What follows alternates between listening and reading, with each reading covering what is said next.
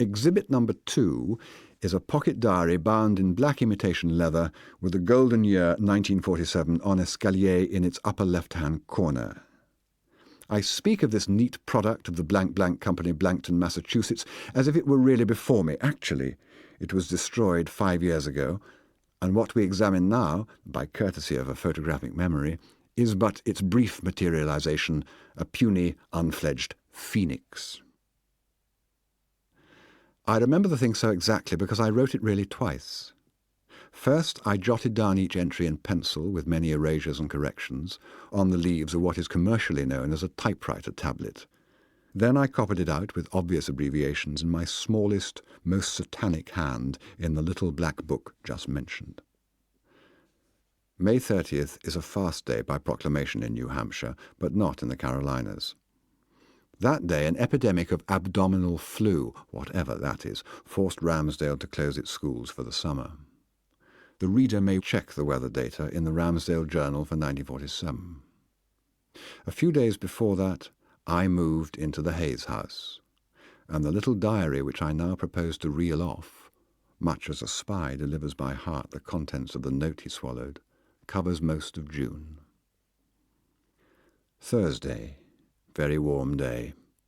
From a vantage point, bathroom window, saw Dolores taking things off a clothesline in the apple-green light behind the house. Strolled out. She wore a plaid shirt, blue jeans and sneakers.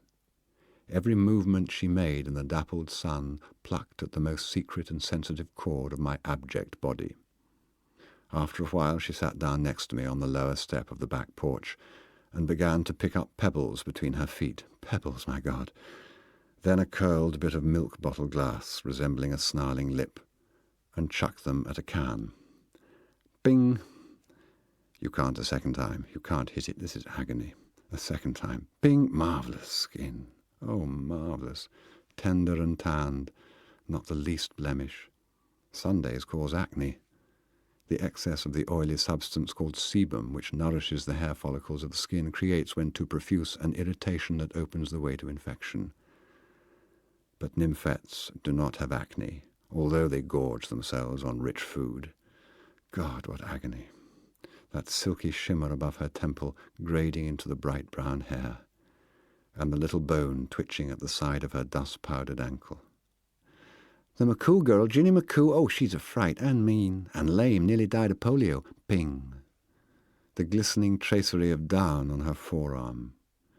When she got up to take in the wash, I had a chance of adoring from afar the faded seat of her rolled-up jeans.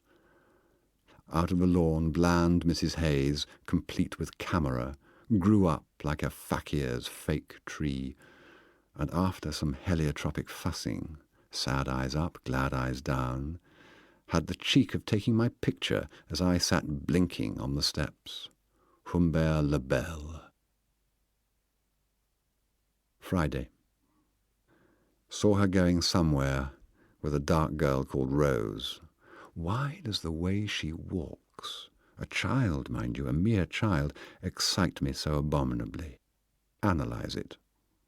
A faint suggestion of turned-in toes, a kind of wiggly looseness below the knee prolonged to the end of each footfall, the ghost of a drag.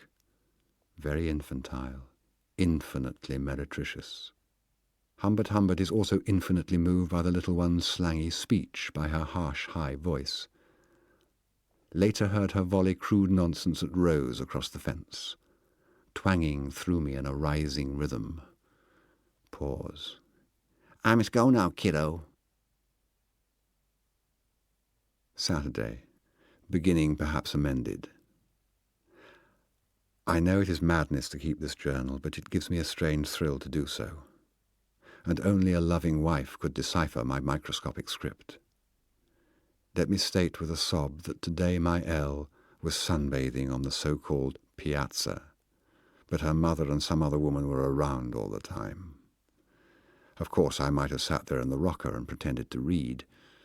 Playing safe, I kept away, for I was afraid that the horrible, insane, ridiculous and pitiful tremor that palsied me might prevent me from making my entrée with any semblance of casualness. Sunday. Heat ripple still with us. A most Favonian week. This time I took up a strategic position with a Beast newspaper and new pipe in the Piazza Rocca before Elle arrived. To my intense disappointment, she came with her mother, both in two-piece bathing suits, black, as new as my pipe. My darling, my sweetheart, stood for a moment near me, wanted the funnies, and she smelt almost exactly like the other one, the Riviera one, but more intensely so, with rougher overtones, a torrid odour that at once set my manhood astir. But she had already yanked out of me the coveted section and retreated to her mat near her Phocene mamma. There my beauty lay down on her stomach, showing the 1,000 eyes wide open in my eyed blood, her slightly raised shoulder blades, and the bloom along the incurvation of her spine, and the swellings of her tense narrow nates clothed in black, and the seaside of her schoolgirl thighs. Silently the 7th grader enjoyed her green-red-blue comics. She was the loveliest nymphette green-red-blue Priap himself could think up. As I looked on, through prismatic layers of light, dry-lipped, focusing my lust and rocking slightly under my newspaper, I felt that my perception of her, if properly concentrated upon, might be sufficient to have me attain a beggar's bliss immediately. But like some predator that prefers a moving prey to a motionless one, I planned to have this pitiful attainment coincide with one of the various girlish movements she made now and then as she read, such as trying to scratch the middle of her back and revealing a stippled armpit. But Fat Hayes suddenly spoiled everything by turning to me and asking me for a light, and starting a make-believe conversation about a fake book by some popular fraud.